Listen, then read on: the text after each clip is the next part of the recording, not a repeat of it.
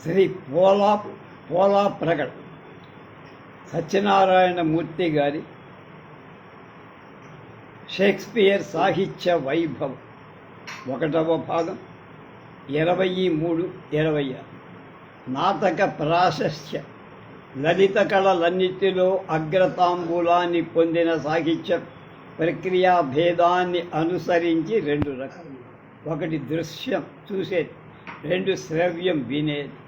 కానీ భారతదేశంతో పాటు ప్రపంచంలో చాలా దేశాలు ప్రాచీన అర్వాచీన దాక్షిణ్యకులంతా పొయట్రీ శబ్దాన్ని శ్రవ్య కావ్యానికి పరిమితం చేసి దృశ్య కావ్యాన్ని మాత్రం నాటకమని రూపకమని ప్లే అని డ్రామా ప్లే అని వ్యవహరించడం జరిగింది.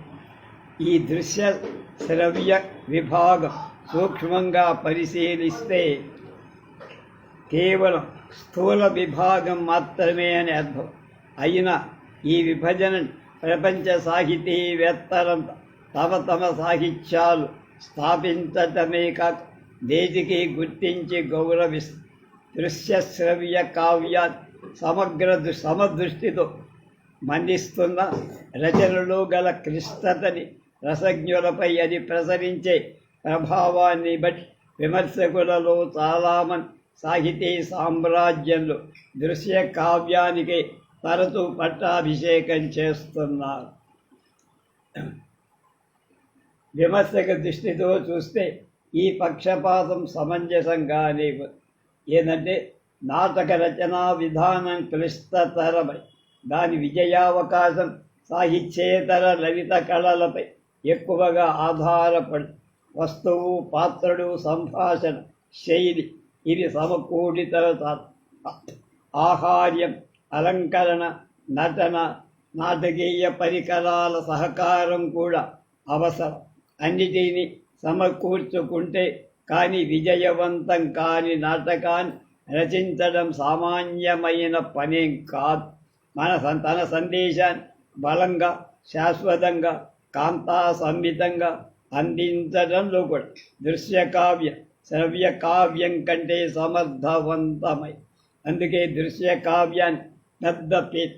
ఆ కారణం వల్లనే నాటకాంతం హి సాహిత్యం అనే ఆర్యోక్తి drama is the perfect branch of literature అని సార్వకాలీనమైన గౌరవం పొంది. ఈ అభిప్రాయానికి నిదర్శనంగా విశ్వ సాహితీ విహాయసంలో ఉజ్వల తారలే ప్రకాశిస్తున్న కాళిదాస్, గోథే లేక గీతే అంటారు. షేక్స్పియర్ అమరనామధేయాలని ఉదహరించవు. సంస్కృతంలో మధురాతి మధురమైన కావ్య రచించిన కవులు లేకపోల. జర్మనీ భాషలో రసోద్గారమైన గ్రంథాలు రచించిన రచయితలు కానీ, ఆంగ్లంలో అమరానుభూతిని అందించే రచనలు చేసిన గ్రంథకర్తలు కానీ లేకపోలా. అయినా రసతరంగితమైన హృదయం ఆనంద డోలికల్లో తన్మయత నొందేది ఈ ముగ్గురి రచనలలోనే. షేక్స్పియర్ వైశిష్ట్యం ఈ ముగ్గురు ప్రపంచ నాటక కర్తలలో దేశకాలాల ప్రస్తుతిని ప్రచండ ప్రఖ్యాత విమర్శకుల మన్ననలను పొంది సుమారు 4 శతాబ్దాలు 400 ఏళ్ల నుండి విశ్వ సాహితీ సామ్రాజ్య అవిచ్ఛిన్నంగా ఏలుకుంటున్న వ్యక్తి షేక్స్పియర్. ప్రపంచంలో అన్ని భాషల్లో అతని నాటకాలు అనువాదమై కోట్లాది ప్రతులు ఇప్పటికీ అమ్ముడయ్యాయి. ప్రపంచంలో ఏ భాషలో ఏ సాహితీమూర్తి సాహిత్యం గురించి షేక్స్పియర్ గురించి వచ్చినన్ని విమర్శక గ్రంథాలు లోకంలో ఏ మారుమూల గ్రంథాలయంలోనే ఆయన రచనలు ఉండి తీరాల్సిందే. ఆయన రచనలు కానీ, అనువాదాలు కానీ, విమర్శలు కానీ లేని గ్రంథాలయం సంపూర్ణం కాదు. ఆయన సాహిత్య కృషి గురించి తెలియని సాహితీ విజ్ఞానం పరిపుష్టం కాదు. సమస్త మానవాళిని ఆనంద ఆశ్చర్యాలలో ముంచెత్తే శాశ్వతమైన రచనలు చెయ్యటానికి ఆయనలో ప్రత్యేకమైన శక్తి ఏమిటి? ఆయన నాటకాల్లో గల ప్రత్యేకత. ఇతర భాషల్లో ఇంతటి నాటకర్త లేరా? షేక్స్పియర్, గౌగల్, ప్రజ్ఞా ప్రాభవాలు వాళ్ళకెవరికి ఈయన కాక మిగిలిన వాడికి లేవా? ఉన్నాయి, ఉండొచ్చు. షేక్స్పియర్ నాటకాలలో ఏ ఒక్క అంశంలోనైనా సరితూగగల రచన ప్రపంచంలోని ఎన్ని భాషలు ఉన్నాయి? ఇతర భాషల ప్రసక్తి ఎందుకు? ఆంగ్ల భాషలోనే ఒక్కొక్క ప్రత్యేకాంశాలు ఆయన్ని మించిన రచయితలు చాలామంది ఉన్నారు. ఉదాహరణ, షేక్స్పియర్కు పూర్వం ఆయన ఉపయోగించిన పులతగీతి, బ్లాంక్ వెర్స్ అనే ఛందానికి ఆద్యుడు. ఆయన చేతిలో పరిపక్వం చెందే దేశీయ నాటకాన్ని, రొమాంటిక్ డ్రామాని రూపొందించిన వాడు అయిన క్రిస్టఫర్ మార్లో కారుణికత్వ అంటే ప్యాథోస్ సృష్టిలో సమాన ఉదాత్త కవితా సృష్టిలో షేక్స్పియర్ని మించినవాడు. ఆయన నాటకం డాక్టర్ ఫాస్ట్స్ అనేదోని చివరి అంకంలో సృష్టించిన కారుణికత్వం, కవిత్వం షేక్స్పియర్ రాసిన ఏ నాటకాల్లోనూ కనిపించదు. షేక్స్పియర్ సృష్టించిన లియర్ కంటే మారులో సృష్టించిన ఫాస్టస్ ఒక హృదయాన్ని, మన హృదయాన్ని మరీ ద్రవీభూతం చేస్తారు. భయానక బీభత్స వాతావరణంలో వెబ్స్టర్ రాసిన డచెస్ ఆఫ్ మాల్బీ అనే నాటకాన్ని షేక్స్పియర్ నాటకం ఏది కాలదన్నది లేదు. చక్కటి శిల్ప నిర్మాణంలో నాటకాన్ని ఒక సుందరమైన మందిరంగా మలచగలిగిన ప్రజ్ఞలో వాస్తవ నాటక రియలిస్టిక్ డ్రామా రచనా ధురీనుడు, షేక్స్పియర్ సమకాలీనుడు అయిన బెన్ జాన్సన్ షేక్స్పియర్ సాటి కాడస. ఆయన ఆల్కెమిస్ట్ అనే నాటకం రాసి వాల్పోల్ కాని శిల్ప నిర్మాణ చాతుర్యంలో షేక్స్పియర్ రాసిన ఏ గొప్ప నాటకాన్నైనా అది దెబ్బ కొట్టేస్తుంది. షేక్స్పియర్ సమకాలీకుడే బీమాంట్ ఫ్లెచర్ అనే జంట నాటకకర్త నైట్ ఆఫ్ ది బర్నింగ్ సెఫిన్ అనే ప్రమోదాంత నాటకం కామెడీ కంటే, మెయిర్స్ ట్రాజెడీ అనే విషాదాంత ట్రాజెడీ నాటకం కంటే, మెయిర్స్ ట్రాజెడీ అనే విషాదాంత నాటకం కంటే సమర్థవంతంగా షేక్స్పియర్ నాటకాలేవీ ప్రదర్శింపబడలా. డక్కన్ సృష్టించిన వృద్ధ ప్రిస్కో బాల్డు వంటి అద్భుత పాత్ర షేక్స్పియర్ నాటకాన్ని టార్చిలైట్లు వేసి వెతికినా దొరకదు. షేక్స్పియర్ రాసిన మేక్బెత్, కింగ్ లియర్ వంటి నాటకాలలో మానవతా ప్రదర్శనాన్ని, హ్యావుడ్ రాసిన దయ చంపిన యువతి, ఏ ఉమన్ కిల్డ్ విత్ కైండ్నెస్ ఏమాత్రం తీసుకో. ఇలా షేక్స్పియర్ నాటకాలు ఉదాత్త కవితా సృష్టి, వాతావరణ చిత్రం, అత్యద్భుత శిల్ప నిర్మాణం, పాత్ర పోషణ వంటి ఒక్కొక్క విషయాన్ని ప్రత్యేకంగా తీసుకొని తక్కిన నాటక కర్తలలో పోల్చిన ఇతరుల కంటే ఆయన ప్రత్యేకత ఏమిటి అని మనకి అనిపిస్తుంది. కానీ ఈ విషయాలన్నిటినీ సమానమైన పాళ్లలో పోహరించి మహాశక్తియుతం సమర్థవంతమైన నాటకాన్ని రచించే అద్భుత సమ్మేళన చాతుర్యంలో మాత్రం ఆయనే సాటి. ఈ విషయంలో ఆయన అందరికంటే నిర్వివాదంగా ఉన్నతోన్నత, తనకి ఉన్న పరిజ్ఞానంతో రంగరించి జన్మత తనకి అబ్బినటువంటి అద్భుత భావశబల సదృశమైన వివేచనాశక్తి వీటితో జోడి చక్కని కళాఖండాన్ని సృష్టించడంలో షేక్స్పియర్ అద్వితీయ. వస్తు వైవిధ్యం, నవరస పోషణ, అసమానమైన బహుపాత్రల సృష్టి ఇవన్నీ షేక్స్పియర్ ప్రత్యేకతలు. షేక్స్పియర్ నాటకాలు అనంతమైన లోక వృత్తాంతం కనిపిస్తాయి.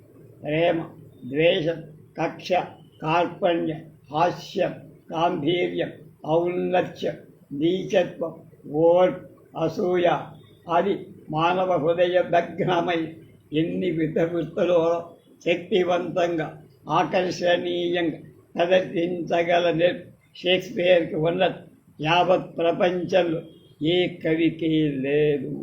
మహారాజుడు, కటిక దరిద్రుడు, కోపధారుడు, శాంతస్వరూపుడు, స్వార్థపరుడు, స్వార్థత్యాగుడు, కపటుడు, అమాయకుడు, గడసరుడు, అలాగే చేతకానివాడు, మేధావుడు, బుద్ధిహీనుడు, శౌర్యవంతుడు, వీరికివాడు, ఏమో విధ ఎన్ని రకాలైన విభిన్న భిన్న పాత్రలు గల షేక్స్పియర్ సాహిత్యం ఉంది. ఈ ప్రపంచమంతా విశాలమైంది ఆయన సాహిత్యం.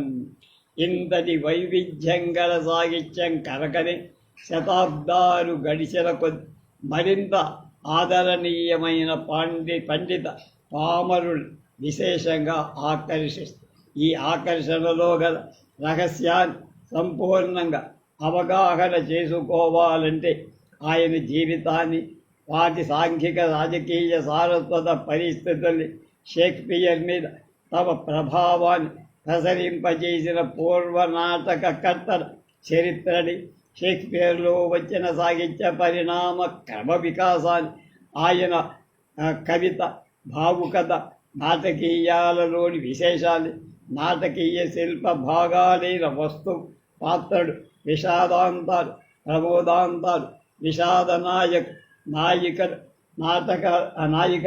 నాటకాలలోని కావ్యధ్వని, జీవిత సూక్తం, ఫిలాసఫీ ఆఫ్ లైఫ్, షేక్స్పియర్ వ్యక్తిత్వం, ఆయన వలన ప్రభావితులైన ఇతర రచయితలు, ఆ 4 శతాబ్దాల నుండి షేక్స్పియర్ పై వచ్చిన విమర్శనా ధోరణి, వీటన్నిటినీ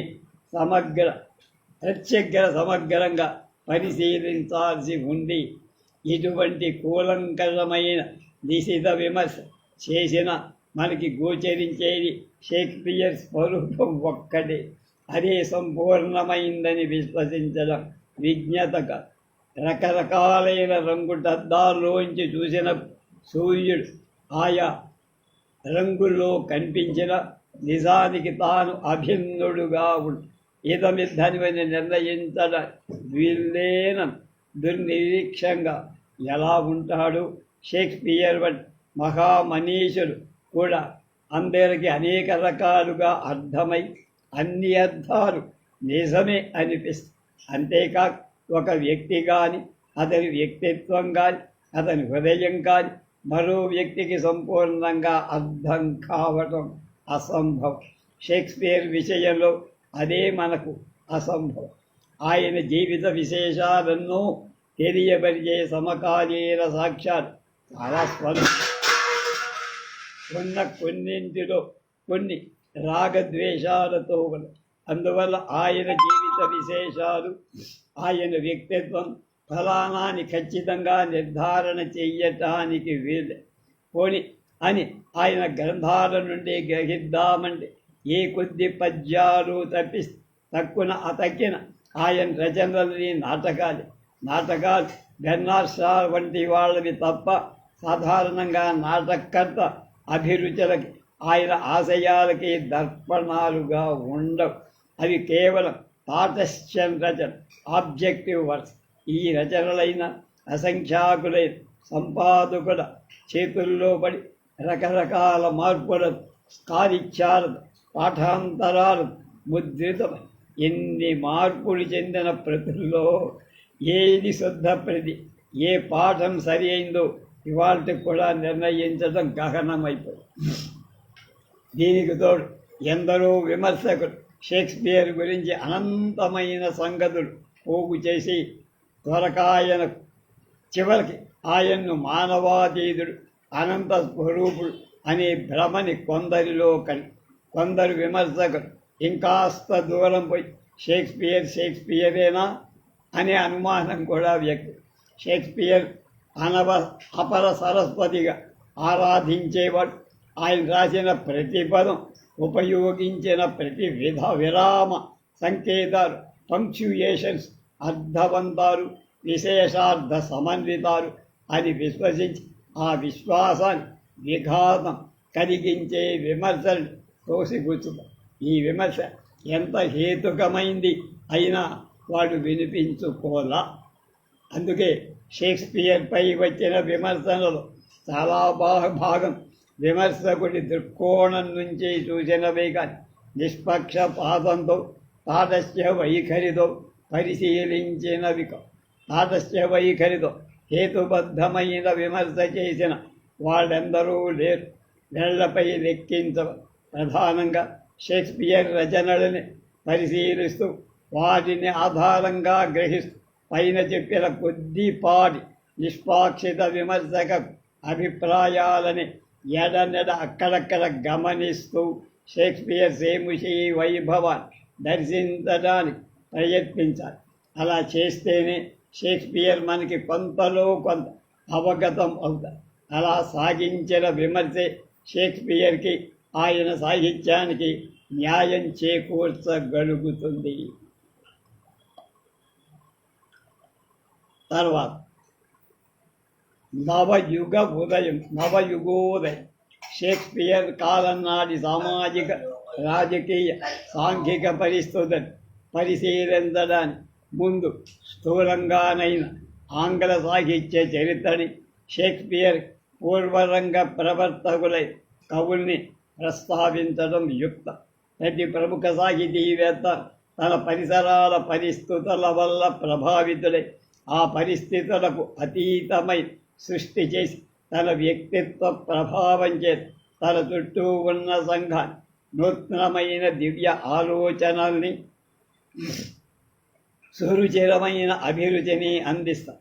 కొన్నాళ్ళకు ఇంకో మహాకవి ఉద్భవించి ఆ అభిరుచిని కొత్త పుంతల్ని పట్టి జాతిని తన విశిష్ట మార్గానికి మళ్ళీ ఈ విధంగా ప్రతి ప్రముఖ సాహితీ తపస్వి తన వరకు వచ్చిన సంప్రదాయాల పునాదుల మీద తనదైన ఒక నూతన భవనాన్ని నిర్మిస్తారు.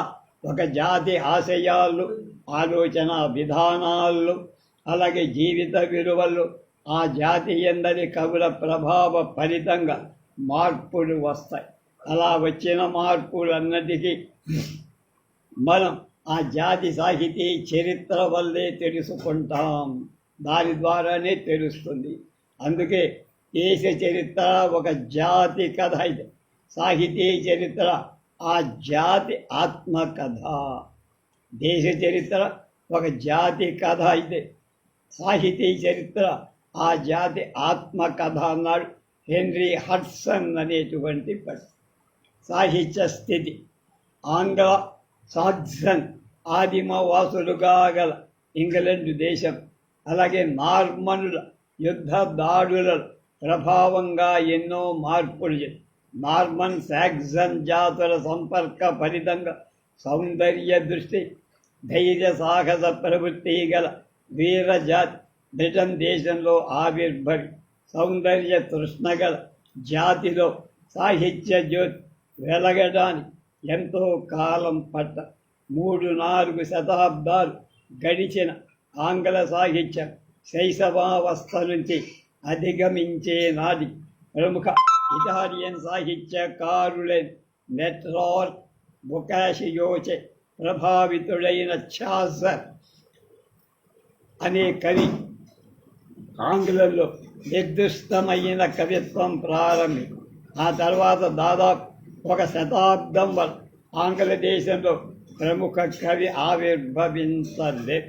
తర్వాత అంటే 16 మేము పూర్వాంగల కవుల ముచ్చట్లు అనే పుస్తకం నేను ఆంగ్ల అనువాదం తెలుగు అనువాదం చేసి ప్రచురించినప్పుడు మేము అందరికీ మా జ్ఞాపికగా ప్రచురించి పుస్తక ఆవిష్కరణతో చేసిన రోజున ఈ ఆంగ్ల కవులో మొదటి ఆరాధ్య కవి చాసర్ ఆయన ఫోటోనే వేసి అందరికీ మేము ఆ ఫోటోలు అందజేశాం.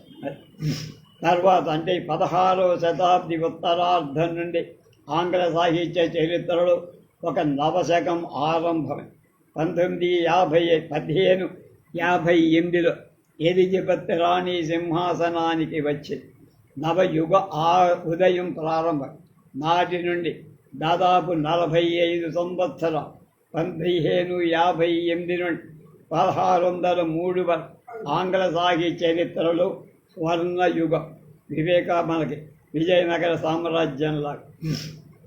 ప్రసిద్ధ ఆంగ్ల కవులైన మిల్టన్ కీట్స్ తన ప్రభావాన్ని ప్రసరించిన స్పెన్సర్ మహాకవి తన శాస్త్ర పరిజ్ఞానానికి ప్రభావాన్ని ప్రసరించిన జోడించి లోకంలో స్పెన్సర్ మహాకవి తన శాస్త్ర పరిజ్ఞానానికి ప్రతిభా సంపదని జోడి లోకంలో కనిపించే ఎన్నో విషయాల మీద సంక్షిప్తమైన చక్కని వ్యాసాలు రచించి ఆంగ్ల వ్యాస రచనకి ఆద్యుడని పేరుగాంచిన బేకన్ అలాగే నియమ నిబంధనలు ఎక్కువగా పోయి రక్తిని పోగొట్టుకుంటున్న మార్గ నాటకాలు క్లాసికల్ డ్రామా స్థానంలో కొత్త పంథాలు నాటకం ప్రారంభించి దాని ప్రజాభిరుచికి అనుగుణమైన రీతిలో నియమాన్ని సడలి భావ శబలతతో పొది షేక్స్పియర్ వంటి నాటకాలను ఆ మార్గాన్ని ఆకర్షించిన రీతిలో కొత్తగా దేశీ నాటక రొమాంటిక్ డ్రామాస్ ప్రవేశపెట్టిన పండిత ప్రకాండులు అంటే university wits John Lyly Thomas Kyd George Peele Thomas Lodge Robert Greene Christopher Marlowe Thomas రేషుడు అలాగే ఉత్తమోత్తమైన వాస్తవ నాటకాలు అందించిన బెన్ జాన్సన్ ప్రమోదాంతాన్ని కామెడీ పరాకాష్ఠకి తీసుకువెళ్ళిన బిమాంట్ ఫ్లెంచర్ అందరికంటే ప్రముఖుడు షేక్స్పియర్. ఈ ప్రసిద్ధ సాహితీవేత్తలంతా ఈ యుగానికి చెందిన ఈ ప్రముఖుల సాహితీ వ్యవసాయ కారణం వల్లే ఈ యుగాన్ని స్వర్ణయుగం అనే పేరు. ఈ యుగంలో ఇందరు ప్రసిద్ధులైన సాహితీపరు ఇంతటి ఉత్తమమైన రచన ఆవిర్భవించడానికి చాలా వరకు కారణం ఆనాటి పరిస్థితులు. ఏమిటా పరిస్థితులు రేపు తెలుసు.